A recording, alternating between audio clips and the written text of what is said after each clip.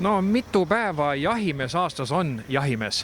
Jahimees on ikkagi aastas 365 päeva jahimees, nii et ei siin ole teist küsimust midagi, et see käibki nii, et täna on jahimehel neid ühtepidi õigusega, teisipidi enamus on ikkagi kohustused, et sellega tuleb arvestada nii, et 365 päeva näiteks metskitsede või metsloomade nii-öelda kui õnnetused juhtuvad teede pealt äraviimised, et need on ikkagi, kui tuleb teada, siis tuleb ikkagi ära viia ja nii see on.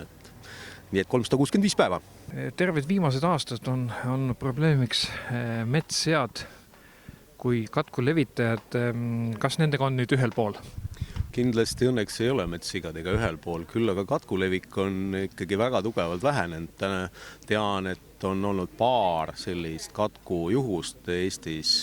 Ma arvan, et asi hakkab hääbuma, kuid peab alati olema valvas, me peame olema hoolsad, et meil sigade populatsioon metsas ikkagi püsiks sellisel madalal tasemel, et see katk ikkagi tegelikult päriselt ära kaoks meie metsadest. No aga nüüd on uus häda lävel. Metskitsed, mis nendega on?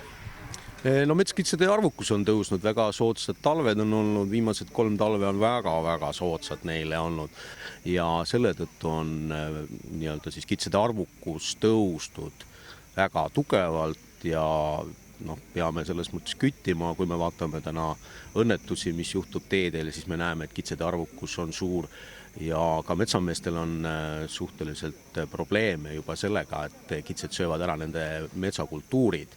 Et jahimeestena katsume kindlasti anda oma panuse, et liikluses oleks vähem probleeme ja ka metsamehed saaksid kasvatada uue metsapõlvkonna. No ja räägitakse ka karude pahategudest. Eks ju ka karude arvukus on tõusnud ja on olnud soodsad tingimused. Küll karu on ikkagi selline liik, mis nii-öelda eurodirektiivi liik, kus küttida saab ikkagi ainult arvukuse piiramiseks ja ka siis nuhtlusisendite küttimist saab. Ilmse tõenäosusega oleme paljud kohanud metsas karu, aga me ei tea seda. Aga nende kodus nii-öelda siis inimest mittekartvate karudega, et nendega ma loodan, et kas nad õpivad kiiresti ära, et inimene ei ole päris nende sõber või siis teine võimalus, et siis Keskkonnaagentuur ja Keskkonnaamet võtavad midagi natuke ette, enne kui miskit peaks juhtuma. Et see karudega on täpselt nii. Nii ja aitäh siis ja palun tutvustage ennast, kes te olete? Rein Rosenberg ja Valgamaa jahimeeste ühistu juhataja. Mis siis tänapäeval jahimeeste põhimured on? No eks ikka see võib-olla eksistentsimure, et inimene kaugeneb loodusest, kogu maailmas elu koondub linnadesse ja ka arusaam loodusprotsessidest ja see, mis toimub, on väga suuresti mõjutatud linnas elust ja seetõttu tuleb meil üha rohkem ja rohkem selgitada, kes on tänapäeva jahimees ja mis ta nagu tegelikult teeb. No need 50 aastat, mis me need kokkutulekut pidanud oleme, on tegelikult see formaat olnud sama, et see kokkutulek on 3 jalal, on professionaalsed ja sportlikud mõõduvõtmised, on koolitusprogramm ja loomulikult on suvi, siis on ka meelelahutusprogramm. Ja alasid on meil punktialasid, mis siis jahiseltsidele punkte toob, on 10. Nendes on siis professionaalsed oskused, näiteks oskus linnumune ära tunda, jälgi ära tunda, nahku ära tunda, nii edasi. Aga ka on rahvuslikud alad, näiteks võrkpall ja nii edasi, et olla sportlikult heas vormis, et jahil käia ja jahil käimine on selline natukene füüsilist vormi nõudev tegevus. Kuidas te rahustaksite või milline oleks teie vastulause lumehelbekest arusaamisele, et jahimees on mõrtsukas? Jah, ega me võib-olla rahustada või õigustada ei peagi, et meie asi on nagu selgitada, mis me teeme, et jahimeestel täna ei ole mitte midagi vaja välja mõelda või vigurdada või valetada, et meil on lihtsalt vaja rohkem selgitada, mida me teeme, et see tänapäeva jahimees on looduskaitse just selle praktilise poole pealt, et kui me kas või seda seakatku meenutame, mis ka hetkel Eestis on, et kui palju jahimehed on selle seakatku vastu võitlenud ja näiteks päästnud ära kodusigade farmi ja nii edasi, et tegelikult tänapäeva jahimees on eelkõige ühiskonnale, kogukonnale teenuse osutaja. Me reguleerime arvukust, et kahjud oleksid väiksemad. Me reguleerime arvukust, et taudid ja katkud ei leviks. Nii et tegelikult seda on meil vaja selgitada, aga mingit niisugust õigustust või rahustust, et seda ei ole vaja, aga kõvasti töötajad anda objektiivset infot. Terve Eesti selliseks südameloomaks hiljuti Sindi paisult päästetud hundu ja tema teadmata lõpp. Kui tõsine probleem on salakütid? Ega see salaküttimine ongi sellepärast salaküttimine, et ega sellest palju ei teata.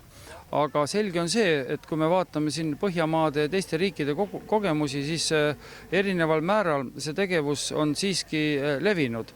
Ja mis me saame sellega teha? Eelkõige jahimehed on need, kes on huvitatud, et seda salaküttimist ei oleks, sellepärast et reeglina salakütt ei kuulu kuskile organisatsiooni, tegutseb salaja, eirab ühiskonnas kehtestatud korda, ta ka ei maksa neid makse ega täida neid kohustusi, mis täna jahimehel on päris palju.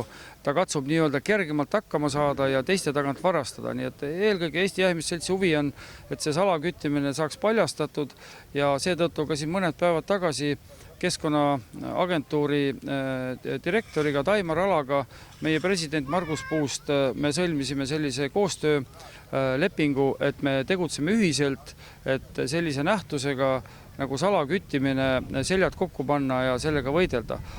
Tõnis Korts, Eesti Jahimeeste Seltsi tegevjuht.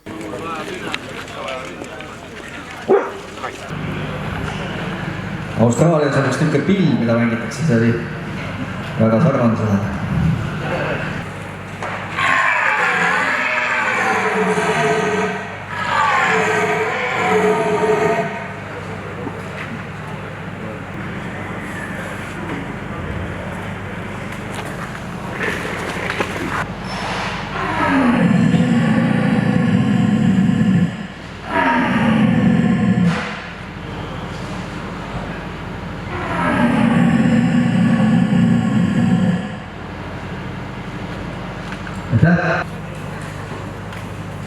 Aitäh, Šudiba.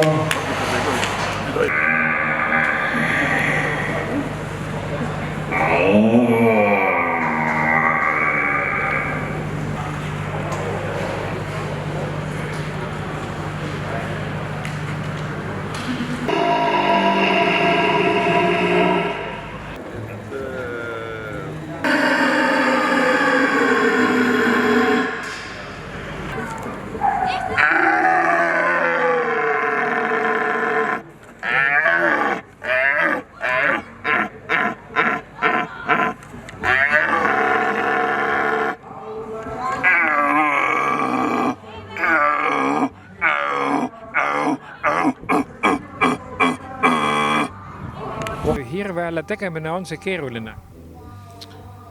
Ja see mõnikord, kui ma harjutan, siis ikka kurk läheb väga kuivaks ja pärast köhid tükk aega ja hääl on tükk aega tume ikka. Aga miks sa seda teed? No, et osa võtta ja võistelda. Ja tahaks nagu hästi ka seda teha, et niisama ei taha nalja teha. Nii, ja tutvust ennast täisnimi ja kui vana sa oled? Ma olen Mait Mägi ja ma olen 16 aastat vana. Millises jahiringkonnast või jahitusklubist? Ma olen Pühaste Jahiseltsist.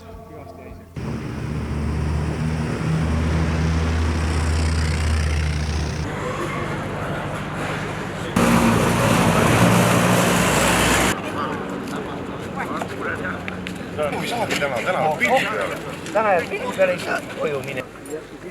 Ja niisama mees. Nii kaitseliitlane kui ka jahimees.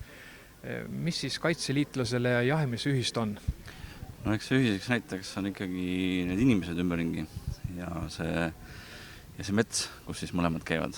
Ja tavaliselt nad on ka siis oma kandis siis oma kogukonna liikmed, kes on siis valmis aitama, kui mingi häda on. Ja nad tunnevad siis oma kandi ümbrust.